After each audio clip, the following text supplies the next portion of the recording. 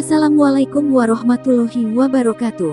Allahumma sholli ala Sayyidina Muhammad wa ala ali Sayyidina Muhammad.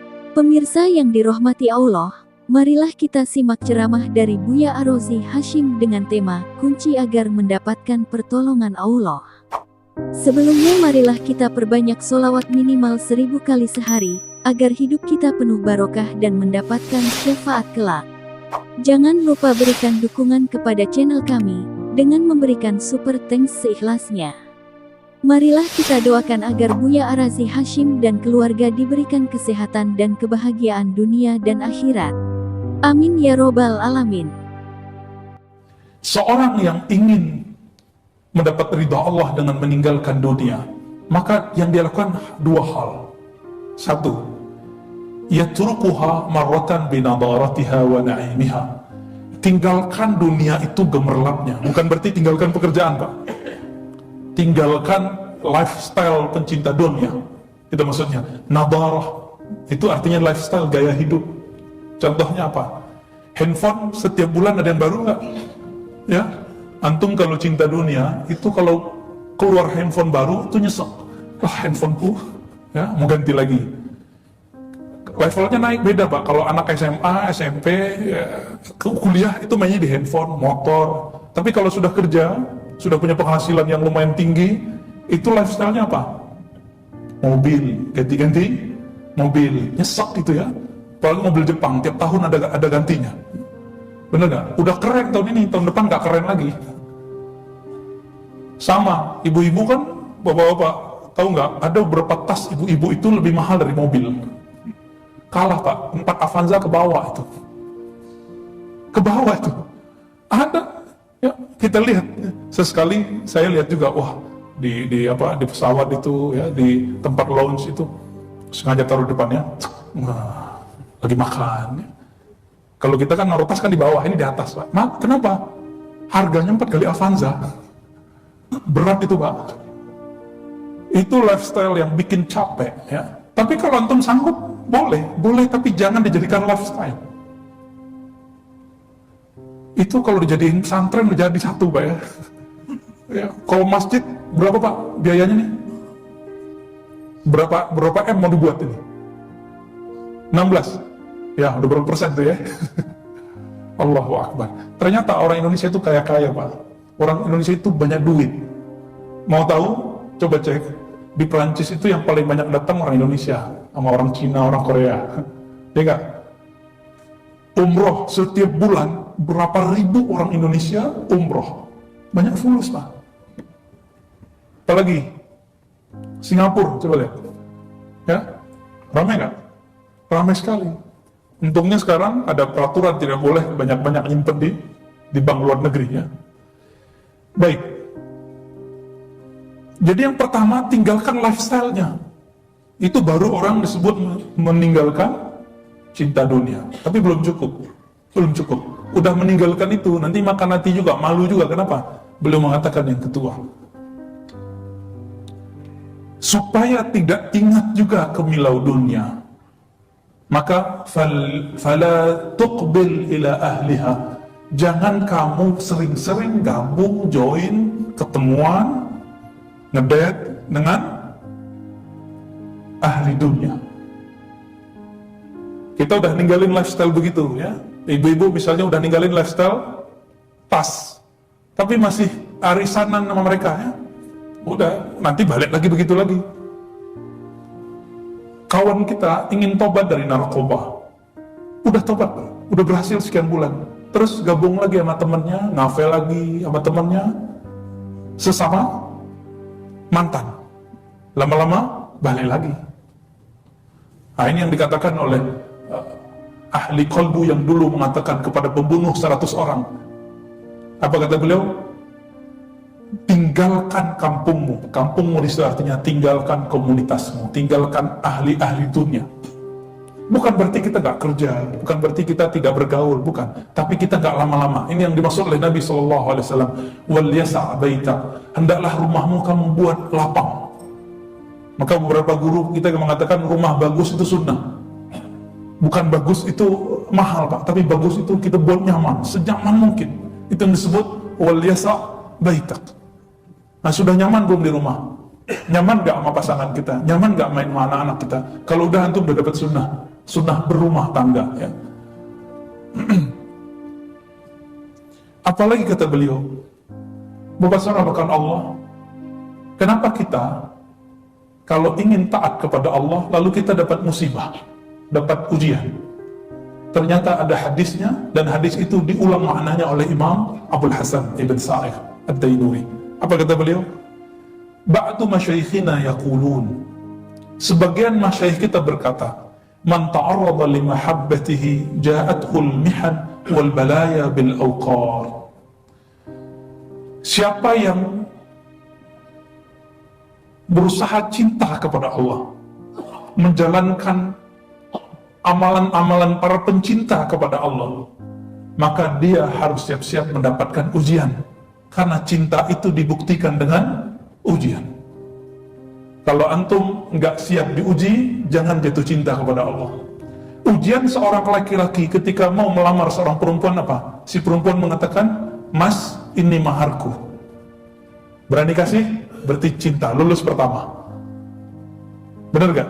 Ya? Kalau udah cinta kepada pasangan, nanti kita diuji oleh pasangan kita. Kalau istrinya hamil, tiba-tiba apa namanya tuh? Kalau lagi pengen-pengen itu, ngidam. Udah pulang-pulang, kita bawa hujan-hujan, tahu-tahu istrinya bilang apa? Udah nggak mau mas, gitu. Ya, kesel nggak? Kalau antum kesel, itulah ujiannya. Tapi kalau tambah cintanya, ya Rob, ya ternyata begitu tuh asik pak. Begitu tuh seru gitu. Kalau nggak gitu nggak cinta namanya. Ya. Yang nggak begitu tuh di surga, enak semua ya. Sabar, ini bukan surga. Jadi kalau antum menikah ada ombaknya, ada badainya, ada gangguannya, itu wajar. Kenapa? Ini bukan rumah tangga di surga, ini rumah tangga di dunia. Maka jangan pandang istri kita seperti Khadijah. Khadijah itu penghulu perempuan surga. Begitu juga seorang perempuan jangan pandang laki-lakinya seperti Nabi Muhammad, nggak mungkin. Ya, Nabi Muhammad pernah ngambek sama istrinya Aisyah, sama Hafsah, sama Uslamah, pernah. Sampai kemudian Umar bin Khattab kemudian datang mencari Hafsah, ditarik bajunya Hafsah, dikatakan, hei, kamu sakiti Rasulullah bagaimana? Apa yang kata-katamu yang membuat Rasulullah sakit? Benar kamu ditalak. Dia bilang, wallahu alam, wallahu alam. Cuma gitu doang. Hafsah pun gak mengerti Rasulullah mentalaknya atau apa. Ternyata Rasulullah SAW bersumpah untuk tidak pulang ke rumah selama sebulan. Maka kemudian Umar datang ke tempat Nabi. Nabi lagi berkhalwat pak. Ini Nabi aja pernah ngambek sebulan. Antum ngambek 3 hari udah bilang talak. Ya, baru ngambek 2 hari 3 hari udah bilang aku cari yang lain. Ya, gimana mau jadi kayak Rasulullah Sallallahu Alaihi Wasallam? Jauh ya. Maka kalau kita belum mengamalkan sunnah Nabi berumah tangga, jangan terlalu tinggi rate-nya kepada istri. Ya, biasa-biasa aja. Istri kita biasa-biasa aja, manusia biasa kok ya. Semoga rumah tangganya sakinah, mawaddah, warahmah, amin. Banyak-banyak salawat di rumah biar adem. Orang yang kurang salawat di rumahnya, rumah tangganya panas. Baik. Bagian akhir ya. Sebenarnya ada beberapa lagi. Beliau mengatakan, min fasadit tab'i at-tamanni wal amali. At-tamanni wal amal. Ciri-ciri orang itu rusak karakternya. Karakternya udah rusak. Karakternya nggak bener. Kita ini rusak apa enggak? Apa indikatornya? Beliau katakan indikatornya ada 2. Banyak tamanni. Apa arti tamanni? Berharap-harap, berandai-andai. Suka berandai-andai kan? Yang kedua, wal amal, angan-angan, panjang, angan-angan. Apa bedanya? Berharap, berandai-andai itu terhadap masa lalu. Angan-angan itu masa depan. Contohnya begini. Seumuran orang itu, dia sudah sukses, baik di agamanya, kalau ada lagi orang sukses di dunia, terus mengatakan, coba kalau saya dulu sekolah tinggi-tinggi. Nah itu namanya tamanni. Atau si penceramah, si ustadz, ilmunya kok nggak nambah-nambah, terus bilang, coba kalau saya nggak sibuk, saya akan baca 7 jam sehari. Itu namanya apa? Teman, udah mulai aja baca setiap hari 1 jam, 2 jam. Ya, sudah mulai baca belum? Perintah pertama turun apa? Iqra. Maka umat Islam kalau nggak suka baca, dia sedang meninggalkan sunnah Nabi Sallallahu Alaihi Wasallam. Nabi itu nggak perlu membaca buku, karena sumber dari buku-buku itu sekarang ada di dadanya. Maka beliau cukup membaca yang dalam kalbunya. Iqra kitabak, begitu. Ya. Bacalah kitabmu. Rasulullah itu adalah Al-Quran berjalan, maka beliau seperti library yang berjalan. Pernahkah kita menyebut ustadz kita sebagai perpustakaan berjalan? Itu nggak ada, Pak, itu bohong itu ya. Nggak ada ustadz tuh yang perpustakaan di jalan ya. Yang ada itu cuma Rasulullah SAW, atau di zaman tabi'in, tabi'in, atau ulama-ulama terdahulu. Dulu ulama-ulama kita ketika terjadi barbar memasuki Baghdad, semua kitab-kitab dibakar. Lalu beberapa ulama mengatakan apa? Seandainya semua yang dibakar itu diminta tulis lagi, aku sanggup menulisnya dari awal sampai akhir. Hafalan orang begitu dulu, karena nggak makan micin ya. Kita makan micin semua, Pak. Kayaknya harus ada mie Aceh tanpa micin ya. Allahumma salli ala Muhammad. Wal amal, apa arti al amal? Angan-angan untuk masa depan. Jadi kalau ingin jadi kekasih Allah, udah mulai malam nanti, mulai tahajud, mulai zikrullah. Kalau ingin menjadi orang kaya, mulai sedekah malam-malam ini, besok pagi. Karena ciri-ciri orang kaya itu bukan yang numpuk harta, tapi yang suka berbagi. Suka bagi-bagi, antum kaya. Karena orang kaya itu yang kebutuhannya sudah cukup, lalu dia ingin berbagi. Ini yang disebut al-ghina ghinan nafs. Kaya itu kaya yang ada dalam perasaanmu. Oleh karena itu mungkin saja orang berumah bagus, mobilnya banyak, tapi mentalnya miskin. Mungkin saja orang jabatannya tinggi, tapi masih merasa disaingi. Itu orang-orang yang udah nggak ghinan nafs. Tapi ini harus balance juga ya. Kalau nggak balance nanti nggak mau maju-maju. Ya. Nah, apa kata beliau? Ciri-ciri orang yang rusak karakternya, pemalas, yang benar-benar pemalas, munafik, benar-benar munafik, dia cuma berangan-angan. Contoh, ada orang ingin berhenti ngerokok. Coba kalau saya bisa ngerokok, udah berhenti aja, ya. Nggak usah berangan-angan. Sorry yang ngerokok ya. Saya nggak mengharamkan rokok, Pak, tapi saya mengharamkan untuk diri saya sendiri. Maka saya bernazar untuk tidak merokok. Tapi guru-guru saya sebagian merokok. Cuma sebagian juga tidak merokok. Karena di Quran tidak ada dalil mengenai rokok, maka wajar ulama kita beda pendapat. Benar nggak? Ada di Quran. Yang ada khamar. Khamar ada, tua. Tapi kalau rokok, nggak ada. Maka antum yang semangat mengharamkan rokok, cukup haramkan untuk diri sendiri dan orang-orang sekitar. Kalau ada orang yang beda faham sama kita, dia tanggung jawab di hadapan Allah Ta'ala. Ya, semua kita akan dihisab. Akhir surat At-Takatsur apa?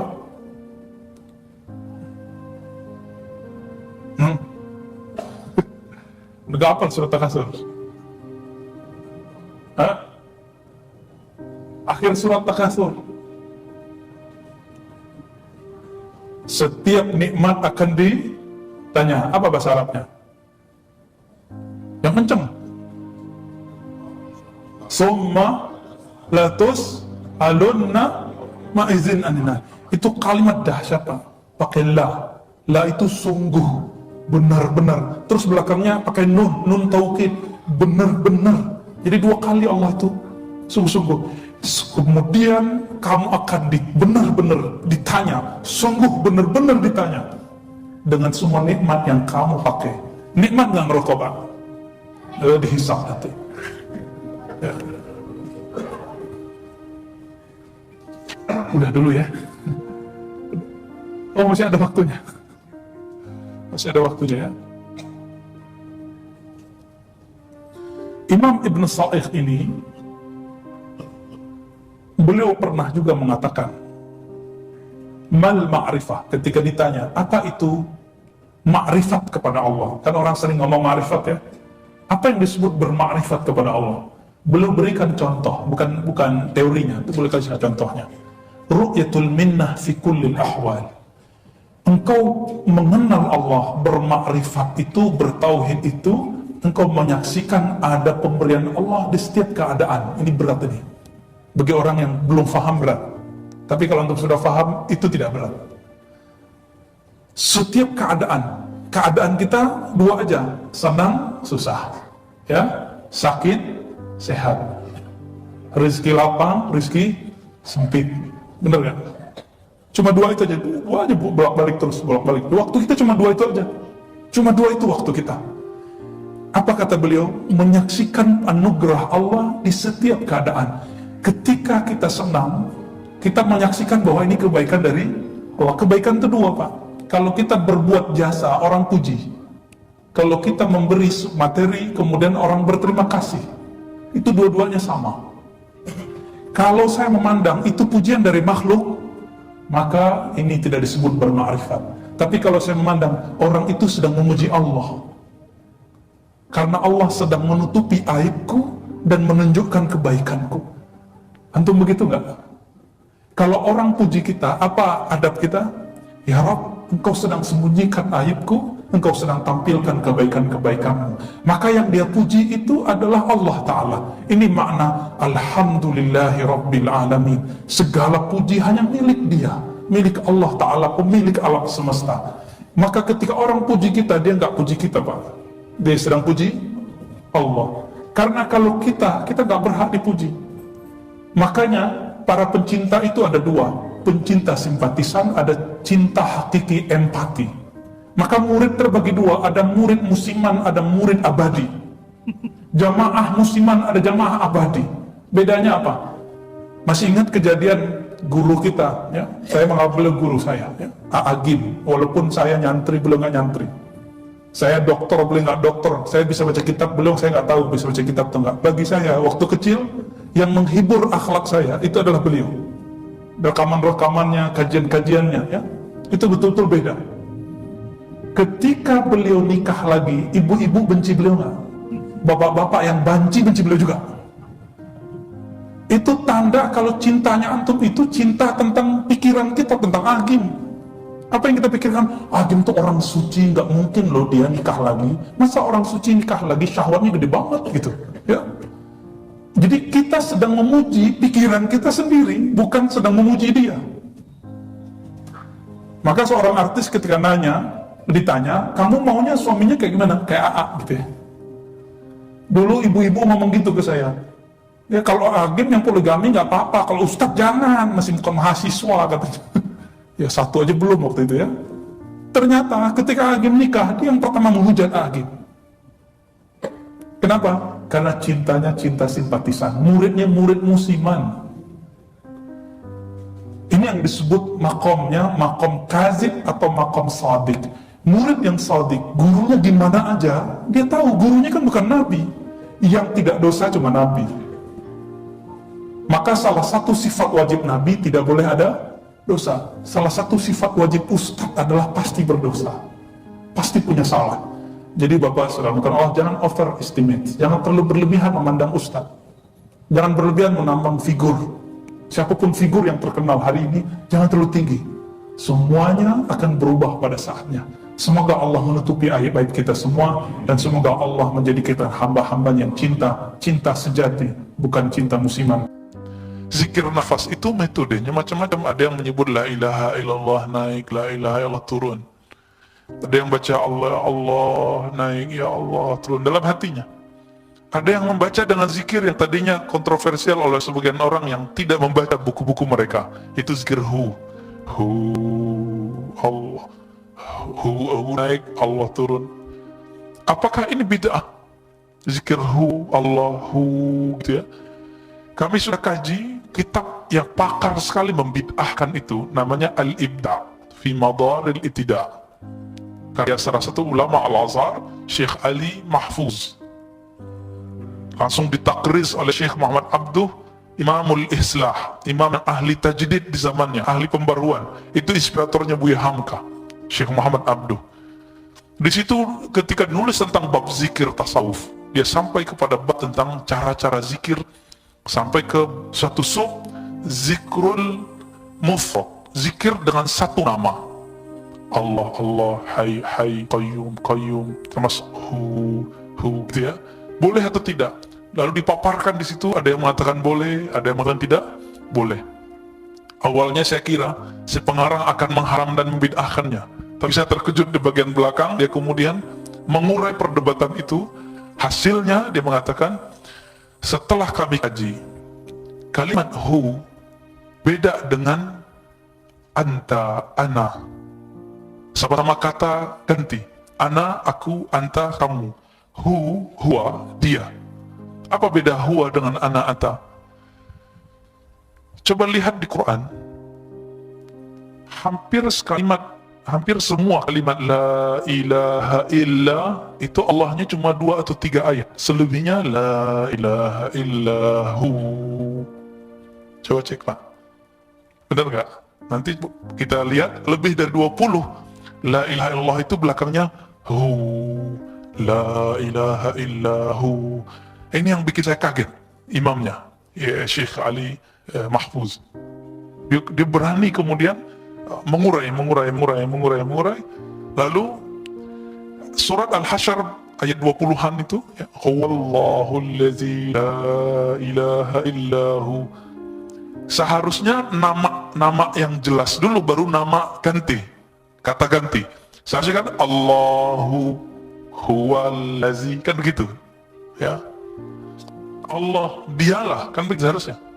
Ini kenapa huwallah, huwa dulu. Maka muncul kaidah dalam bahasa Arab. Bahasa Arab ahli zikir dan yang bukan ahli zikir, ahli aqidah. Imam Abdul Qahir Al-Baghdadi dalam kitab Usuluddin menulis, karena kata ganti ditaruh di depan, maka dia bukan kata ganti lagi. Dia telah menjadi nama Allah, salah satu Asmaul Husna. Huwallahul ladzi la ilaha illa hu. Diulang lagi, baru Ar-Rahmanur Rahim. Berarti sebelum Rahman Rahim itu hu dan Allah dulu. Apa rahasia zikir hu? Apa rahasia zikir hu? Apa kul huwallah? Seharusnya kulillahu huwa ahad, atau kulillah ahad, selesai. Kenapa Allah kemudian mulai dengan kata ganti dia? Padahal dia itu kan seharusnya kalimat kedua. Katakanlah Allah Esa, huwa samad, gitu Pak, seharusnya secara tarkib struktur bahasa Arab yang standar. Berarti ini di atas standar, bukan di bawah standar. Karena Al-Quran seninya tinggi, sastranya tinggi. Maka ulama kita sepakat yang mengerti ini, bahwa zikir dengan hu itu masyru' fiddin, dibolehkan. Atau setelah hu apa? Allah, kul huwa Allah. Zikir dengan Allah, Allah itu boleh. Yang melarang siapa? Yang pertama yang saya tahu melarang adalah Imam Ibnu Taimiyah rahimahullah. Ibnu Taimiyah yang wafat 728 Hijriah, bukan salaf, tapi ingin ikut salaf. Lalu dibantah oleh Imam Ibn Atta'illah di tahun sebelum 709. Beliau wafat 709. Ibnu Atta'illah pengarang Hikam yang kita kaji setiap Sabtu pertama subuh. Apa kata beliau? Ini ada dalilnya. Boleh berzikir dengan menyebut nama tanpa menyebut yang kalimat la ilaha illallah. Jadi bagi Ibnu Taimiyah, zikir itu harus subhanallah, alhamdulillah, gak boleh Allah, Allah, Rahman, Rahman, itu gak boleh. Nah, tapi Nabi larang gak? Enggak ada hadisnya melarang, gak ada hadis juga nyuruh.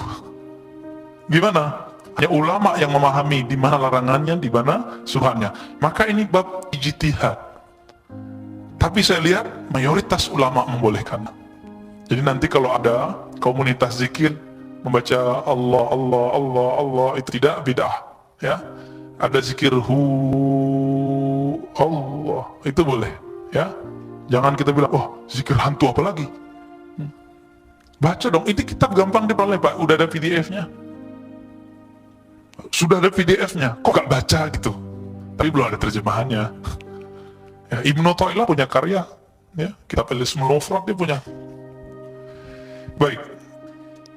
Jadi itu mura'atu anfasik. Jadi cara ulama dulu untuk menjaga nafas itu ada yang dengan memilih salah satu nama itu.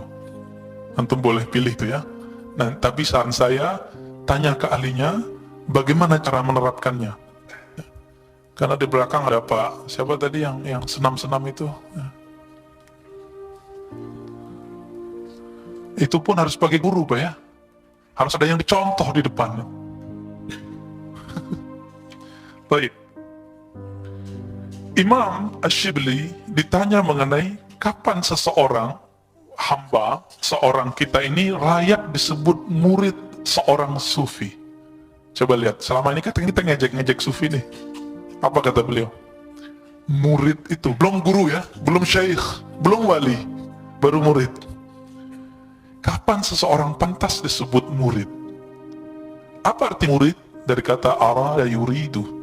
Orang yang berkeinginan, berkehendak mendapat ridha Allah Ta'ala. Orang yang berkehendak, kehendaknya itu diridhai oleh Allah, dicintai Allah, sehingga geraknya memang sudah gerak dari Allah. Allah lah yang menggerakkannya, sehingga Allah pun ridha. Allah kalau sudah ridha, orangnya keliru, itu pasti dimaafkan kalau sudah ridha. Tapi kalau tidak ridha, sedikit pun salah, itu tambah jauh.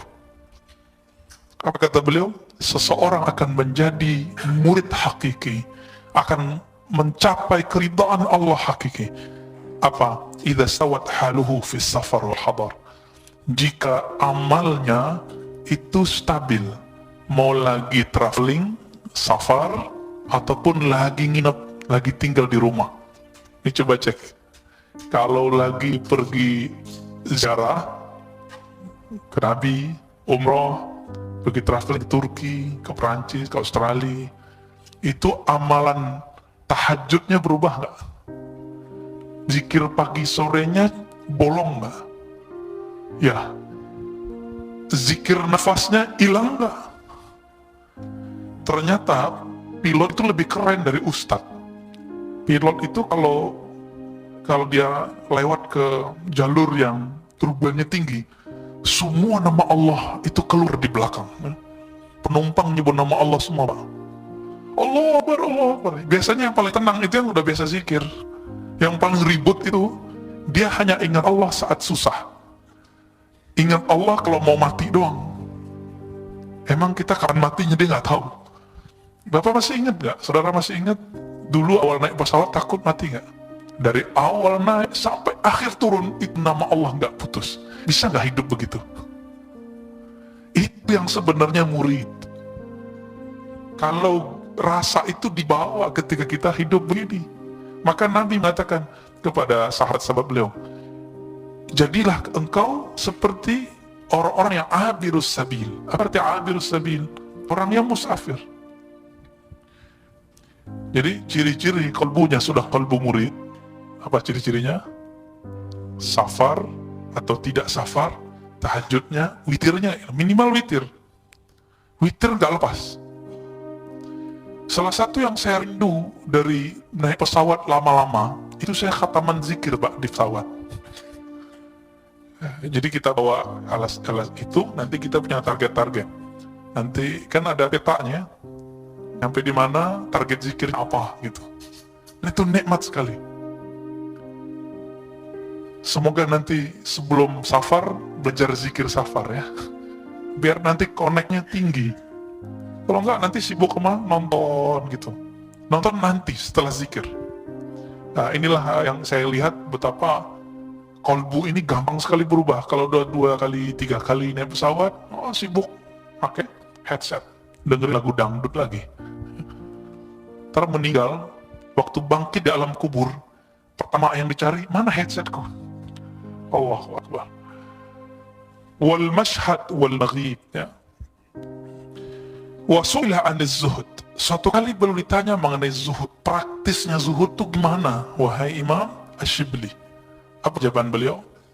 Tahwilul qalbi minal asya ila rabbil asya. Ini ada di tambahan kitabnya, tidak ada di teks intinya. Zuhud itu bukan teori membuang harta, nggak ada. Jadi saya udah cek, Pak, semua kitab-kitab ulama salafus soleh mengenai zuhud, hampir tidak ada yang nyuruh buang harta. Selalu zuhud itu urusan kalbu. Coba lihat kalimat ini, tahwilul qalb, memindahkan kalbu dari asya. Asya itu jamak dari syai', sesuatu selain Allah. Memindahkan kalbu dari sesuatu selain Allah ila rabbil asya, kepada pencipta segala sesuatu. Siapa itu? Allah. Jadi waktu mau makan, misalnya senangnya makan daging, ketika nafsu makan daging, maka dipulangkan waktu baca bismillah. Bismillah. Bismillah itu maksudnya, ya Allah, ini darimu. Maka kenyangnya itu permanen. Ini rahasia, Pak. Orang yang makan dengan bismillah, maka tidak akan pernah lapar di akhirat. Kenyangnya itu berlanjut sampai ke akhirat. Tapi siapa yang tidak memulai dengan basmalah, jangankan ke akhirat, di dunia pun belum puas.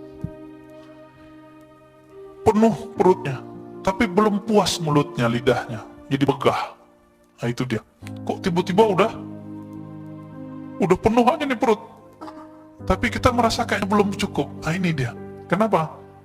Mungkin bismillahnya baru di awal. Jadi ternyata bismillah itu bukan hanya dilafazkan. Ini yang disebut mura'atu anfasik, menjaga nafasmu. Kalau Bapak baca kitab Imam Ghazali, mungkin gak kuat ngikutinnya.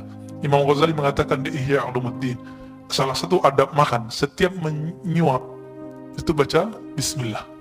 Bismillah. Bismillah. Gak bisa ganggu, Pak, orang makan begini. Ya, kalau kita gimana? Sambil nonton, ya, sambil mangap. Sehingga benarlah, suapan saat zikrullah dengan kalbu, itu syaitan gak ikut makan. Tapi jika memakan lupa kepada Allah, maka waktu menyuap itu separuh untuk syaitan. Begitu dalam hadisnya. Untung kita gak bisa lihat, Pak. Bapak kalau sudah lihat, indigo itu kan gak ada yang sampai level ini. Karena indigo itu levelnya cuma rendah. Yang sampai level ini disebut kasyaf. Kasyaf itu tersingkap alam gaib. Kalau kita melihat, kita akan lihat setan di rumah kita sekarang udah gemuk. Benar nggak?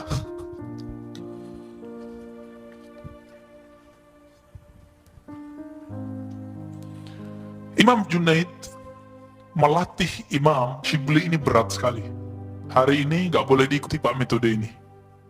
Jadi kalau dalam metode pengajaran boleh, untuk harian tidak boleh. Nah, apa metodenya? Jadi Imam Shibli ini kan suka makan. Orang suka makan sama dengan suka tidur. Ya, maka dikurangi makannya, tidur juga kok belum hilang karena kebiasaan jam 11 sudah tidur. Mau makannya dikit, mau makan banyak, jam 11 sudah ngantuk. Lewat dikit, jam 12 sudah nguap, bentar nguap. Ini ngaji aja 15 menit udah nguap-nguap. Ini beda kita sama mereka, ya. Imam Ash-Shibli untuk melatih dirinya disebutkan oleh Imam Junaid, balaghani annahu iktahala kaza wa kaza min al-milh liya'tada as-sar. Imam Shibli supaya sampai ke level Abu Hanifah, Imam Malik, Imam Syafi'i, imam-imam termasuk gurunya Imam Junaid, itu mereka kan jarang tidur malam, Pak.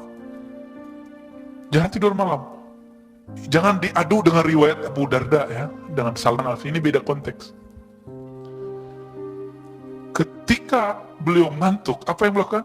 Salah satu tradisi ulama salafus soleh pakai celak. Saya nggak melihat orang pakai celak sekarang kecuali jemaah tabligh. Ya, mereka yang hidupin amalan itu. Kita nggak senang tuduh aja di ahli bid'ah. Padahal dia ngamalin sunnah yang paling remeh diamalin. Even hadisnya dipakai, nggak mau ketinggalan. Apalagi yang sahih. Saya orang pesantren, Pak. Tapi ada yang saya baca di kitab itu, saya ketemu ini jadi tabligh. Ketemu jadi tabligh. Walaupun beberapa kita nggak siap dengan hurufnya, apa-apa segala macamnya. Namun karena Syekh Tabligh ini pendirinya seorang sufi, muhaddis, Syekh Albani nggak suka, maka ditulislah, bukan Pak Albani. Kalau Pak Albani suka kayaknya. Di sini ada Pak Albani, Pak, itu orangnya tawadu, ya. Insya Allah. Apa kata Syekh Albani? Jamaah Tabligh itu adalah sufi modern. Albani kalau bilang sufi itu ngejek. Albani kalau bilang sufi itu menyesatkan sufi, itu maksudnya. Maka beberapa ulama-ulama di Al-Azhar itu menulis bantah-bantahan terhadap Syekh Albani. Tapi saya nggak mau bantah-bantahan dengan Pak Albani. Ya, bantah-membantah itu mengeraskan kolbu, ya, kita nggak usah. Jadi beliau bercelak, tapi bukan celak dengan batu asmat itu. Atau asmat Pak Ismin namanya. Bercelaknya dengan apa? Serbuk hitam yang dicampur dengan garam, tapi garam gunung, mirip-mirip kayak ya Himalaya itu ya, tapi jadi ada kandungan garamnya dipakai, sehingga matanya nggak bisa ngantuk. Jadi setiap kali mengantuk dia langsung pasang. Nggak buta Pak, nggak buta. Kenapa? Nabi mengatakan iktahilu fa innahu yujlil basar. Hadisnya hasan. Hendaklah kamu bercelak, karena celak itu dapat menerangkan basar, pandangan. Ini berat gak nih? Saya nggak menyarankan untuk pakai ya. Saran saya cuma satu, kalau mau bangun malam, kita kan dulu kayaknya nggak ada kopi kali Pak ya. Cari kopi Arabica atau Robusta, tanya ke kopi mana yang bisa menyebabkan kita melek. Tapi tidak pakai gula. Ustadz, saya minum kopi, tapi tidur. Ya iya pakai gula. Nggak pakai gula Pak. Nggak pakai gula, tapi jangan banyak-banyak, dikit aja. Biar nggak sering-sering buang air kecil. Dan jangan makan banyak dari siang sampai malam. Jadi makannya mungkin kurma atau apa dikit, pisang. Jangan banyak-banyak Pak. Cobain, rasain. Nanti bulan puasa aja ya, pas itikaf. Jangan pindah tempat tidur Pak. Ini masjid malam dulu 7 Ramadan, plok-plok, aduh tidur di mana-mana. Ya Rob, ini iktikaf atau tidur berjamaah. Pas bangun jam 2, udah lewat Pak, Lailatul Qadarnya. Itu cuma keberkahannya. Salamun hiya hatta matla'il fajr. Hanya keberkahannya saja. Lailatul Qadarnya sudah lewat. Hati-hati. Ya. Maka kalau ingin Lailatul Qadar, jangan nunggunya pas hari H. Nunggu hari H, atau udah lewat ya. Masih ada ya? Baik. 10 menit lagi.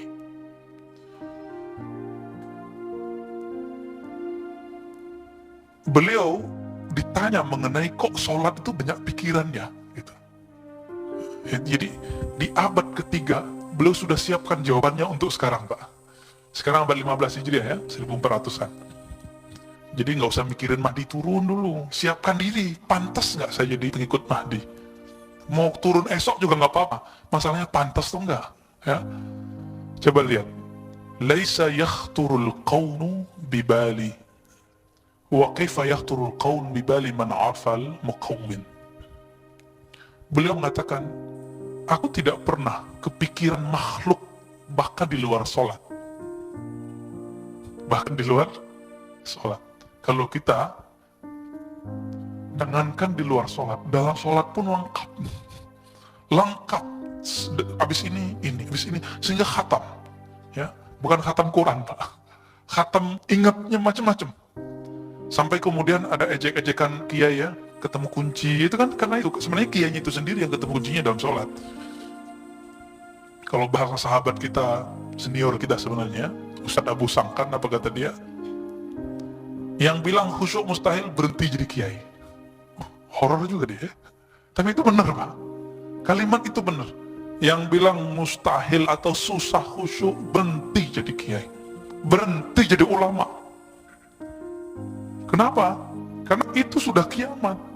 Dalam hadis Imam Tirmizi dengan riwayat yang hasan dikatakan, Abdullah bin Amr bin As berkata, awwalu ma yuqbad qabla yaumil qiyamah al-khusyuk. Yang terakhir yang pertama kali dicabut di akhir zaman adalah khusyuk. Maka ya orang-orang khusyuk inilah nanti yang jadi tentara-tentara Mahdi. Jadi yang bukan suka hoax, bukan suka nekan-nekan tahun, gak usah. Kita gak usah nekan-nekan Pak. Terka aja kolbunya masih mikirin apa. Apa kata beliau? Ini jadi kaidah. Kaifa yakhturul qawn fi bali man araf al-muqawwin. Bagaimana mungkin, apakah pantas terlintas alam semesta dalam pikiran orang yang mengaku kenal pencipta alam semesta? Udah kenal sama seorang gadis yang cantik, yang bikin kita jatuh cinta, masa sama yang gak cantik-cantik masih ingat gitu? Kita udah kenal nih, level cantiknya 10, yang ini 5, kita pilih 5, itu orang bodoh apa orang cerdas Pak? Allah itu menyebut dirinya Jamil, menyebut dirinya Dzul Jalali wal Ikram.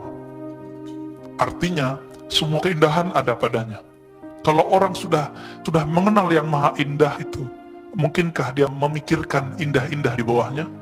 Nggak mungkin lagi. Ini jadi kaidah. Maka salah satu kaidah arif billah yang disebut orang mengenal Allah, dia dalam zikir-zikirnya tidak terlintas makhluk. Jadi Bapak cek saja, saya sudah pantas belum jadi wali Allah? Kalau sholat masih banyak kiraan makhluk? Jika iya, jangan katakan saya wali, jangan katakan kita wali, jangan katakan saya ini pantas mengajarkan zikir. Cukup katakan, ya Rob, aku hanya hambamu yang bahkan kiranku aku tidak bisa kuasai. Makanya Nabi itu kasih cara supaya menguasai kalbu, langsung disahkan ke Allah. Gimana? Inni ala dzikrik. Ini kata kunci, Pak. Bantulah aku ya Allah untuk mengingatmu. Artinya untuk mengingat Allah, si kalbu nggak bisa dengan dirinya sendiri. Dia harus dibantu oleh muqallibul qulub, Allah yang membolak-balik hati. Nah, sudah sering belum minta bantuan. Nah, cara minta bantu itu disebut oleh ahli zikir kaifiyatu zikr. Kaifiyat tata cara berzikir. Kalau oleh kawan-kawan saya psikolog, mereka menyebutnya conditioning. Conditioning itu, ya. Nah, saya ada dikit. Dan dikatakan oleh Imam Ash-Shibli ketika masuk bulan puasa, ya, karena Shibli idza dakhala syahr Ramadan jadda fawqa jaddin ma'asara. Imam Shibli ini kalau sudah masuk Ramadan itu nggak terima ceramah, Pak. Kalau saya 20 hari masih ceramah, 10 hari nggak terima lagi, kecuali kalau keluar negeri. Kalau Imam Ash-Shibli kalau sudah masuk Ramadan, kalau begini sepi semua pengajian kita, Pak, ya, maka ini cukup untuk Shibli aja. Sama ahli zikir yang mau ikut Shibli, atau sama bapak-bapak yang tidak bisa ceramah. Maka sebenarnya mohon maaf untuk para ustadz kalau ada yang hadir, para da'i. Kebanyakan da'i di bulan Ramadan ketinggalan sama jemaah. Gimana tidak? Ngajak iktikaf, dianya kemana-mana. Ngisi kajian iktikaf, tapi dia nggak iktikaf. Jamaahnya dapat Lailatul Qadar, dia lagi nyetir di jalan. Jamaahnya lagi memutar tasbihnya mengingat Allah di Lailatul Qadar, dia masih cari Grab biar pergi ke masjid tempat itikaf. Pindah Grab. Kira-kira gimana, Pak? Saya kalau ingat itu saya bisa nangis, ya. Maka jika antum sebagian adalah da'i, ustadz, kiai, alim, ulama, 11 bulan 20 hari bersama makhluk, coba sisihkan 10 hari mulai dari bulan ini, 10 hari hanya bersama Allah, kecuali antum safar di luar, ya. Apalagi yang nggak punya kewajiban berceramah, Pak. Ustadz tuh kalau nggak ceramah dosa juga, ya. Kenapa disebut kitmanul ilm, menyembunyikan ilmu? Nggak boleh juga, harus dia ceramah, harus dia ngajar. Apa kata beliau? Hadza syahrun azzamahu rabbi. Ini bulan, jangankan kamu, bukan begitu, ya. Hadza syahrun azzamahu rabbi. Ini bulan Allah langsung yang mengagungkannya. Masa kalian enggak gitu? Fa ana awwalu man yu'azzimhu. Karena kalian tidak mau mentakzimnya, kalian nunggu tanggal 27 malam. Tapi aku tidak mau tunggu, maka aku yang pertama kali mentakzimnya. Fa ana awwalu man yu'azzimhu. Sebelum kalian sibuk untuk mentakzimnya tanggal 27, pindah sholat atau pindah tempat tidur ke masjid, aku sudah pindah duluan. Maka Imam Shibli kalau sudah Ramadan itu nggak bisa tidur, Pak, malam hari. Bukan dia nggak mau tidur, dia nggak bisa tidur lagi. Latihan di kecelak itu cuma di waktu muda. Ketika umurnya sudah di atas 20-an, 30-an, beliau nggak perlu pakai celak lagi, ya. Kalau ketemu guru begitu, pegang dia, jangan jauh-jauh dari dia. Kadang-kadang wali itu nggak perlu terkenal, kadang-kadang di pojok gang, ya, tapi tidak ahli zikir. Kadang-kadang yang pakai mic ini bukan wali, Pak, dia cuma cerita wali doang, ya. Tapi kita berharap semoga kita diterima sebagai kasih Allah, wali-wali Allah. Begitu juga yang hadir. Maka mulailah untuk itu. Gimana caranya? Kata Imam Junaid, guru Shibli, tasdiq ulumil qaum wilayat sughra. tidak ingkar kepada tasawuf, ilmunya kaum. Itu sudah kewalian kecil. Karena itulah warisan rohani kewalian yang sahabat-sahabat wariskan ke tabi'in. Sahabat menerimanya dari Rasulullah SAW. Jadi nanti kalau dengar ahli zikir, ahli tarekat, ahli sufi, pakai adab. Katakan, ya Allah kami cinta mereka, tapi kami belum sanggup ikut mereka. Gak apa-apa. Ya. Kalau antum bilang sesat, coba lihat. Buya Hamka punya buku, Tasawuf Modern. Sesat dong. Ayah Buya Hamka mursyid. Kakek Buya Hamka mursyid. Guru dari kakek Buya Hamka di Mekah namanya Syekh Ahmad Zaini Dahlan, mursyid tarekat Alawiyah Syaziliyah. Ayah Buya Hamka Haji Rasul pun berguru kepada mursyid. Siapa namanya? Bakri Syata, ahli fikih tapi mursyid tarekat Alawiyah. Maka kalau ketemu mereka, beradab, ambil ilmunya. Nggak hanya itu, ambil zikirnya. Nggak cukup di situ, sohbah. Walaupun sekali seminggu, sekali sebulan ketemu dengan mereka, ikut majelis-majelis mereka. Semoga majelis kita diridhai oleh Allah Ta'ala, aib-aib kita ditutupi Allah Ta'ala. Amin Rabbal Alamin. Rabbana atina fid dunya hasanah wa fil akhirati hasanah wa qina adzabannar. Allah ja'alna min awliyaika. Ya Allah, jadikan kami kekasih-kekasihmu yang selalu basah lidahnya menyebut namamu, yang membangunkan malam-malam untuk mengingatmu, yang siang hanya memikirkan kebesaranmu. Rabbana ya Sattar, ustur auratina, tutup aib kami di hadapanmu, apalagi di hadapan makhlukmu. Wa sallallahu ala nabi